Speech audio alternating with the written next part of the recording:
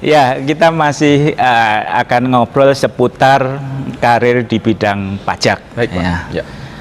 Perlu kita ketahui bahwa Pak Nur ini pengalamannya di bidang pajak itu cukup lama, karena Ya. dulu pernah kerja di DJP. Ya, pernah berlabuh di Direktorat Jenderal Pajak, Pak, sejak tahun 90, Jadi Pak. kalau cerita soal bagaimana berkarir di bidang pajak ya dengan Pak Nur.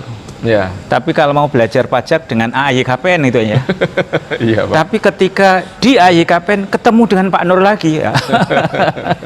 Iya, iya. Karena dunia pendidikan memang dekat, Pak, ya. Dekat Iya, dengan iya, kita, iya. Pak, ya. Dari lahir sampai kita nanti wafat kan kita selalu belajar, Pak. Oke, Ya. oke. Oke, Pak Nur. Pagi ini Ya. saya ingin Pak Nur berbagi ya tentang bagaimana pengalaman berkarir di bidang pajak. Ya. Ini buat teman-teman yang belajar pajak, private pajak di AYKPN nanti bisa Ya. ini Kita belajar magang di tempat kita nanti. magang ya. di Pak Nur Khalis. Ya, dari AYKPN jaminan bisa magang di tempat kita, gitu, Pak, ya. Kita berikan jalan yang lebih mulus nanti ya, insya Allah ya, Pak, ya. Iya, jalan mulus untuk Ya, menjadi staf pajak ya, di perusahaan untuk atau jadi konsultan. mendapatkan karir yang didambakan lah Oke. di bidang pajak, Ya. ya. Jadi jangan akuntan itu ujungnya hanya jadi auditor, silakan jadi auditor. Ya. Tapi ada plan B, ada plan C, siapkan Ya. sejak sekarang. Ya. Iya, tapi Pak Nur, jadi auditor pun kan harus paham pajak. Harus ngerti pajak. Gimana Karena mau? auditor itu outputnya produknya harus ada bagian yang hitungan pajak di sana. Iya, betul. Nggak komplit kalau auditor tidak ngerti pajak. Iya, iya. Ya, maka Iya. mulai sekarang ya belajarlah pajak. Ya. Oke, terima kasih Pak Nur atas Baik, obrolannya Pak di Suri. pagi ini, atas segalanya. Dan terima kasih juga kepada Grand Rohan Grand Jogja Rohan, ya. yang telah memberikan tempat. Tempatnya. Dan halo, kita jumpa lagi di acara Bincang Kampus. Kali ini kita jumpa lagi dengan Pak Nur Khalis. Assalamualaikum Pak. Waalaikumsalam warahmatullahi wabarakatuh. Ya. Sehat Pak Sururi? Alhamdulillah sehat. Allah ya luar biasa hari ini ya. Kebetulan hari Jumat nih. Hari Jumat Ya. berkah Pak. Insya Allah barokah Iya. Pak. Dan Iya. kita di hotel yang mudah-mudahan barokah juga Pak. Barokah. Hotel syariah Pak ya. Iya, iya, Grand Rohan. Jadi kemarin kita udah bincang-bincang dengan Pak Nur Khalis di kantor konsultan pajak Pak Nur Khalis. Nah, kali ini ganti suasana. Ya, kita masih akan ngobrol seputar karir di bidang pajak. Baik Pak. Ya. Ya. Perlu kita ketahui bahwa Pak Nur ini pengalamannya di bidang pajak itu cukup lama, karena Ya. dulu pernah kerja di DJP. Ya, pernah berlabuh di Direktorat Jenderal Pajak Pak sejak tahun 90 Pak. Sampai tahun 2005. 2005. Ya, saya mendarat Pak, mendarat dan ada pendaratan di Jogja. Alhamdulillah ini kota pendidikan. Iya. Karena saya senang mengajar, saya memutuskan untuk mendarat di Iya. Yogyakarta Pak. Dan pendaratannya mulus itu ya. Pendaratannya mulus, alhamdulillah Pak. Meskipun waktu mendarat tahun 2005 belum 2005. ada Jogja International Airport ya, Pak. Belum ada, masih jauh ya. Tapi Masih jauh, ya. sudah mulai. Kalau cerita soal bagaimana berkarir di bidang pajak ya dengan Pak Nur. Ya, Tapi kalau mau belajar pajak dengan AYKPN itu ya. iya Pak. Tapi ketika di AYKPN ketemu dengan Pak Nur lagi ya. Iya, iya. Karena dunia pendidikan memang dekat Pak ya, dekat Iya, dengan iya, kita iya. Pak ya. Dari lahir sampai kita nanti wafat kan kita selalu belajar Pak. Oke, Ya. oke. Oke, Pak Nur. Pagi ini Ya. saya ingin Pak Nur berbagi ya tentang bagaimana pengalaman berkarir di bidang pajak. Ya, baik Pak. Terima kasih Pak Sururi. Jadi ada dua kelompok ya karir di bidang pajak itu intinya adalah yang pertama bisa di sektor pemerintahan Pak. Ya.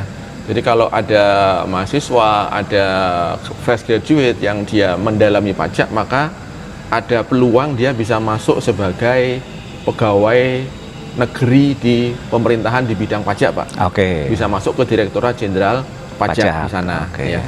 Nah, yang kedua di sektor swasta, Pak. Ya. Nah, di swasta ini ada swasta yang dia sebagai pegawai, jadi bisa sebagai tax officer. Kalau dia mau menjalankan aktivitasnya sendiri sebagai seorang freelance atau sebagai seorang konsultan pun juga bisa, Pak. Jadi ada dua kelompok tadi Pak ya, di pemerintahan itu bisa, di swasta pun juga bisa. Ya, Baik sebagai karyawan ataupun dia sebagai entrepreneur, sebagai freelance, sebagai profesional Pak. Ya.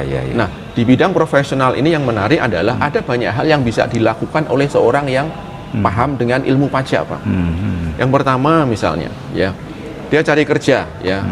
Kalau yang fresh graduate kan biasanya kan hari pertama, hari kedua masih foya-foya dulu Pak, senang-senang dulu, baru minggu ketiga, minggu keempat baru pusing, ini mau ngapain nih kita nih kan? Rata-rata orang kan melamar pekerjaan Pak. Nah oke lah bagi teman-teman mahasiswa yang memang melamar pekerjaan, salah satu peluang yang bagus adalah sampai hari ini sangat dibutuhkan adalah bidang perpajakan Pak. Jadi kita bisa mendaftar sebagai tax officer. Bekalnya apa? Bekalnya harus ada ilmu tentang pajak. Di samping ada ilmu akuntansi juga, pajak jangan dilupakan Pak. Tapi sebelum berlanjut Pak Nur, ini info dari Pak Nur ini, halo teman-teman, ini sangat berharga saya kira. Jadi peluang karir di bidang pajak itu sangat luas. Sangat luas Pak. Nah oleh sebab itu buat teman-teman utamanya yang menekuni bidang akuntansi jangan lupa pajak harus didalami juga apalagi hubungan antara akuntansi dengan pajak itu kan demikian eratnya saya mau info dulu Pak Nur. Ini alhamdulillah tadi Pak Nur kan bercerita bahwa berkarir di bidang pajak itu bisa masuk di pemerintahan, di DJP seperti Pak Nur dulu atau bisa masuk di perusahaan sebagai staff officer yang menangani akuntansi dan sekaligus pajak. Dan alhamdulillah alumni AYKPN itu banyak yang di DJP. Banyak. Bahkan tahun 2018 atau 17 itu salah satu alumni AYKPN, Mas Rahmadi Subandono, itu terpilih oleh Ibu Menteri Keuangan, Bu Sri Mulyani, sebagai Kepala KPP terbaik se-Indonesia. Mas Rahmadi Pak ya? Rahmadi Subandono, alumni AYKPN. Luar biasa. Saat itu beliau tugas di Sanggau, Kalimantan Barat. Barat, mendapatkan penghargaan. Baik. Jadi ini buat teman-teman silahkan dalami akuntansi dan juga pajak. Nah ini bukti bahwa AYKPN itu adalah salah satu jalan sukses untuk bisa menuju tadi visi atau karir kita di situ ya. Buktinya adalah teman-teman di sana AYKPN banyak yang masuk ke Direktorat Jenderal Pajak, bahkan terpilih sebagai salah satu kepala terbaik di sana. Paling tidak itu godokan dari para dosen Pak Sururi di YKPN ini. Termasuk Pak Nur. Jangan lupa karena Pak Nur juga yang sedikit ngolah sedikit Pak. Ikut membidani. Oke, kembali ke pengalaman Pak Nur tadi. Oke, bisa lanjut. Jadi kebanyakan saya ketika mengajar di teman-teman akuntansi, saya selalu di awal bertanya Pak, kalian kalau lulus dari akuntansi ini mau ngapain? Rata-rata anak-anak itu bilangnya mau jadi auditor Pak. Hampir semuanya bilangnya auditor Pak. Nah, kalau semua jadi auditor, nah yang diaudit siapa nanti Pak? Gitu betul. Jadi ternyata teman-teman ini belum mengerti bahwa ada satu bidang, kalau di marketing itu ada apa? Cerukan pasar Ceruk pasar market niche. Nah di situ padahal itu sangat menarik di situ. Jadi ada karir yang sangat langka karena orang banyak nggak ngerti Pak. Saking langkanya karir ini kadang dilupakan, padahal di situ mengandung potensi penghasilan yang luar biasa, bahkan bisa lebih tinggi dari teman-teman yang di audit Pak. Jadi teman-teman saya Pak, ada yang di auditor, ada yang di konsultan pajak. Nah kalau saya melihat nih Pak dari sisi materi Pak itu memang lebih berhasil dari sisi perpajakan konsultan pajak Pak. Motong Pak sebelum cerita lebih lanjut. Jadi AYKPN itu sekarang kan memutuskan mendirikan program studi D4 akuntansi perpajakan mulai tahun ini. Jadi itu keputusan yang sangat tepat kalau jalan yang sangat mulus Pak, lebih mulus lagi Pak sekarang Pak, lebih fokus Pak. Lebih fokus. Jadi ini langsung jalan kita menuju pintu masuk ke profesi perpajakan. Luar biasa Pak ini Pak. Ini masih langka Pak. Pendidikan ini kan masih langka Pak. Makanya Pak Nur harus dukung kami. Insya Allah mudah-mudahan lah Pak. Baik. Pak Nur, saya mau tanya nih Pak Nur. Tadi berkarir di bidang pajak itu kan bisa menjadi pegawai di DJP, Ya, Direktorat Ya. Jenderal Pajak, bisa bekerja di perusahaan apapun. Apapun bisa menerima di situ, Pak. Menangani, jelas. Karena semua perusahaan kan harus bayar pajak. Harus, katanya. Pak. Ya, Butuh, itulah tenaga yang expert di bidang Betul. pajak. Jadi karir terbuka luas. Dari UMKM sampai perusahaan internasional. Saya internasional. Saya ada pertanyaan Pak Nur. Sudah ada DJP, sudah ada staf yang menangani pajak di masing-masing perusahaan. Tapi kok masih butuh konsultan ya? Ya, kan begini Pak. Jadi aturan pajak ini kan dinamis Pak ya. Mengikuti perkembangan dunia usaha. Nah kadang-kadang itu yang perusahaan nggak sempat mengikuti Pak. Termasuk pegawainya. Karena sebagian besar perusahaan itu fokusnya adalah untuk bagaimana menjual, bagaimana marketing, bagaimana customer satisfaction. Fokusnya di situ Pak, untuk mendapatkan income. Nah banyak yang melupakan sisi administratifnya, termasuk aturan-aturan yang baru itu seperti apa. Ini yang terlupakan, sehingga peran konsultan pajak sampai hari ini masih sangat dibutuhkan Pak. Apalagi kadang-kadang menafsirkan peraturan pajak itu kan juga butuh ilmu tersendiri Pak. Butuh ilmu, butuh seni, butuh banyak pikiran lah di sana Pak. Dan Pak Nur sudah membuktikan ya. Pak Nur kan bukan pegawai siapa-siapa, tapi saya konsultan pajak gitu kan ya. Betul Pak. Dan sukses kan gitu. Alhamdulillah Pak. Secara materi alhamdulillah Pak. Gitu ya. Betul Pak. Jadi itu ya di balik alasan mengapa profesi sebagai konsultan pajak itu masih sangat dibutuhkan oleh masyarakat. Karena sampai nanti ujung dunia ini kan pajak masih diperlukan terus Pak. Betul. Sampai hari kiamat ya. Sampai hari kiamat. Sepanjang masih ada negara gitu ya. Kecuali kalau misalkan negara kita tahu-tahu banyak minyaknya Pak nih. Mungkin pajak nggak perlu lagi. Betul. Kayak tahun-tahun 70 ke bawah kan kita masih minyak Pak ya. Jadi pajak nggak begitu diperhatikan waktu itu. Baru 83, 84 mulai peraturan-peraturan makin digencarkan di sana Pak. Tapi saya kira Pak, meskipun nanti satu saat kita kaya banget, itu pajak tetap dibutuhkan ya. Saya membayangkan misalnya Timur Tengah, itu kan negaranya kan penghasil minyak terbesar dunia. Tapi di sana kan banyak juga perusahaan-perusahaan asing. Masa mau gratisan di situ? Kan mesti memberikan kontribusi ke negara tempat perusahaan itu berada. Dalam membayar pajak juga kan? Betul Pak. Bahkan di Arab Saudi Pak sekarang ini sudah mulai ada pajak Pak. Kenapa? Karena sumber daya alamnya makin berkurang, makin nyusut Pak. Harga minyak juga makin turun. Maka mulai tahun 18 kalau nggak salah Arab Saudi sudah menerapkan setiap penjualan barang terutang PPN Pak. Kalau nggak salah 5% tarifnya. 5%. Dan setahun yang lalu karena kebutuhannya makin naik lagi, tarifnya naik 15% Pak. Jadi Arab Saudi yang kata orang ini nggak ada pajaknya, ternyata sekarang membutuhkan pajak. PPN Pak di situ Pak. Cuman kalau PPH di sana tidak ada pajak karena zakat Pak. Kalau di sana kan Direktorat Jenderal Pajak dan Zakat Pak. Kalau di Arab Saudi Pak. Yang sudah bayar zakat nggak usah bayar pajak lagi. Pajak penghasilan loh Pak. Kalau PPN tetap harus bayar. Karena siapa yang mengkonsumsi itulah yang harus menanggung. Ya ini tadi kan sekedar ilustrasi bahwa ternyata profesi di bidang pajak atau masalah perpajakan itu dibutuhkan oleh negara manapun. Nah kita yang berada di Indonesia ya sama dan sebangun gitu ya. Betul Pak. Pak Nur, saya ingin cerita juga ini. Ini harusnya cerita Pak Nur. Tapi saya mau cerita dulu. Boleh Pak, silakan. Saya itu punya mahasiswa itu juga menekuni bidang pajak. Yang saya salut, satu saat saya tuh ketemu dia di suatu perusahaan, harinya hari Sabtu. Dia cerita, Pak, saya kalau hari weekend itu biasanya keliling ke macam-macam perusahaan membantu penyelesaian pajak. Jadi dia itu pendapatannya di samping gaji dari perusahaan tempat mereka bekerja, dia juga mendapatkan penghasilan dari banyak perusahaan yang dibantu. Artinya peluangnya banyak Pak, luas sekali Pak. Di hari-hari nganggur kita misalnya, hari Sabtu, hari Minggu gitu kan, kita bisa cari penghasilan dari situ. Dari konsultan freelance itu kan Pak Atau kita menulis sesuatu. Karena pajak sangat dibutuhkan, menulis pun itu juga bisa dihargai Pak di situ.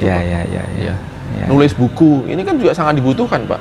Oke. Buku perpajakan Pak. Ya, ya. Ini ya. salah satu karir juga Pak. Ada teman yang kerjanya nulis buku Pak. Ya, Bidang perpajakan Pak. ya, ya. Sebagai tambahan income-nya dia. Ya, ya, ya. Ya, jadi selain konsultan pajak, kemudian kita juga bisa sebagai misalnya tax planner Pak. Ya. Dan yang kadang orang nggak ngerti Pak. Ada profesi yang namanya tax plan Pak. Dia merencanakan bagaimana caranya agar pajak bisa dibayar hemat, tapi tidak melanggar peraturan gitu. Gitu ya Pak ya. Ya kadang orang juga tidak ngeh ya bahwa ada satu income yang itu sebetulnya objek pajak. Ya, ya. Ada income yang harusnya tidak kena pajak, dihitung pajaknya. Ya. Contoh misalnya terima warisan Pak. Ya. Nah, kadang orang merasa saking sadarnya dia begitu Pak. Warisan ini ada uang masuk ke kantong kita, tambahan kemampuan ekonomi kita, Iya, iya. bayar pajak di sini. Padahal ini bukan objek pajak Pak. Ya, ya. Jadi penting juga kita paham pajak supaya bisa menghindari pajak yang seharusnya tidak perlu kita Ya, bayar Pak. Ya, ya, ya, ya. Tapi kalau memang itu objeknya ya harus kita bayarkan. Ya, ya. Ternakan ayam, budidaya ayam ya. Ayam itu kan menurut undang-undang pajak kita itu barang kena pajak Pak. Barang kena pajak Pak. Tetapi ternyata ada fasilitas. Walaupun ini barang kena pajak, terutang PPN, tetapi pemerintah memberikan fasilitas pembebasan Pak. Nah, ada yang memang tidak menyadari bahwa ini bebas Pak. Dia bayar-bayar saja Pak. Ya, Harusnya ya, nggak ya. perlu dibayar. Oke. Nah, ini juga bisa terjadi. Ya, Itu ya. pentingnya advisor atau konsultan, Pak, untuk Konsultan pajak. mendampingi wajib pajak di situ. Denda itu kan bisa yang paling ringan itu adalah 1% misalnya. Denda kalau kita tidak membuat faktur pajak misalnya. Ya, ya. Ya, memang ada yang lebih kecil dari itu, 0, sekian persen. Tiap bulan bisa berubah-ubah kalau terlambat bayar. Ya. Tapi ada resiko yang paling tinggi yaitu 300% Pak. Aturan sebelumnya kemarin Ya. sebelum Cipta Kerja itu Ya. masih 400 Pak. Ya. Dengan Cipta Kerja itu maksimal denda itu 300%. Ya, Ini bisa terjadi kalau kita lalai Pak. Ada objek tidak kita bayarkan. Ya, ya, ya. Nah, itulah makanya ya semua harus Ya, memahami, ya, memperhatikan, mendalami Ya. masalah pajak ya. dan fakta yang terjadi itu kadang-kadang orang masih kesulitan untuk mengikuti Ya. dinamika ini Ya, ya. sehingga konsultan itu kan Sangat jadi diperlukan. Ya, dibutuhkan. Ya, staf pajak diperlukan, konsultan juga diperlukan, ya kan. Oke. Kemudian ada lagi profesi yang namanya pengacara pajak, Pak. Pengacara, Pak. Yang namanya pengacara itu adalah orang yang bisa beracara di pengadilan, Pak. Nah, wajib pajak kadang-kadang dia ketika ada sengketa dengan kantor pajak, Pak. Ada sengketa nih, Pak. Ada ketidaksepakatan. Ya, ada level-level akhirnya sampai pengadilan pajak. Nah, ketika di pengadilan pajak kalau dia tidak mampu, ada profesi yang namanya pengacara pajak atau kuasa hukum pajak. Dia akan mendampingi wajib pajak di sana untuk mempertahankan pendapatnya dia. Ya, ya, ya. Nah, itu juga profesi yang sangat menjanjikan, Pak. Ya, ya, ya. Bahkan masuk di profesi ini sangat mudah, Pak. Ya. Yang penting S1, lalu ada ijazah brevet, sudah daftar selesai, SKCK selesai, dapat Selesai ya. 14 hari dapat surat izin beracara di pengadilan Ya, ya. tanpa sertifikasi, Pak. Tanpa itu ya. Tanpa, Pak. Apalagi orang yang seperti Pak Nurholis ini sudah BKP, bersertifikasi Ya, Pak. konsultan Ya, pajak. ya, Itu ya. sudah Ya, artinya ini fresh graduate saja, Pak. Boleh, Pak. boleh masuk, Pak. gitu ya. Oke. Asal dia brevet, Pak. Ya, ya. Dimanapun brevetnya, tidak perlu brevet yang negara, Ya, tidak perlu sertifikasi. Ya. Brevet AAYKPN bisa, Pak, di situ. Oke, ini poin Tapi harus S1 penting ya. Iya, poin penting Ya, teman-teman ya. D4 juga bisa kok. D4 juga bisa D4 ya. juga bisa. Ya. Profesi apa tadi? Pengacara pajak. Pengacara pajak. Pajak. Persyaratannya apa? Ya hanya S1 atau D4, lalu Brevet. apa namanya ijazah brevet, Pajak. ya, semacam AYKPN sama SKCK saja cukup. Oke. Ya, boleh singkat Simple, kata yang penting punya pemahaman yang komprehensif, Ya, komprehensif, yang dalam terhadap ya. perpajakan, Ya. udah selesai. Iya, iya. Ya. Dan itu Syaratnya hasilnya sangat mudah. luar biasa, Pak, di sana, Pak. Ya, Kalau ya. kasusnya pas dapat kasus yang besar itu ya hasilnya ya, Ya. alhamdulillah bisa besar, Pak. Ya. Oke. Nah, ini buat teman-teman yang belajar pajak, brevet pajak di AYKPN nanti bisa Ya. ini Bisa belajar magang di tempat kita nanti. magang ya. di Pak Nurholis. Ya, dari AAYKPN jaminan bisa magang di tempat kita, gitu, Pak, ya. Kita berikan jalan yang lebih mulus nanti ya, insya Allah ya, Pak, ya. Iya, jalan mulus untuk menjadi staf pajak di perusahaan atau jadi konsultan? Mendapatkan karir yang didambakan lah. Oke. Di bidang pajak, ya. Jadi jangan akuntan itu ujungnya hanya jadi auditor. Silakan jadi auditor. Tapi ada plan B, ada plan C, siapkan sejak sekarang. Iya. Tapi Pak Nur, jadi auditor pun kan harus paham pajak. Harus ngerti pajak. Gimana mau auditor itu outputnya, produknya harus ada bagian yang hitungan pajak di sana. Iya, betul. Nggak komplit kalau auditor tidak ngerti pajak. Iya. Maka mulai sekarang ya belajarlah pajak. Supaya apa, nanti bisa mau kesasarnya di auditor, mau di pajak atau di manajemen, ya silakan. Intinya semuanya itu butuh pajak. Semuanya butuh pajak. Oke, terima kasih Pak Nur atas obrolannya di pagi ini, atas segalanya. Dan terima kasih juga kepada Grand Rohan Jogja yang telah memberikan tempatnya. Dan Pak Nur ini juga sebagai konsultan. Ini juga klien kita juga, alhamdulillah. Klien Grand Rohan ini kliennya Pak Nur. Klien kita juga. Oke, terima kasih. Sampai ketemu di sesi berikutnya bersama Pak Nur Khalis. Baik, Pak. Assalamualaikum warahmatullahi wabarakatuh. Waalaikumsalam.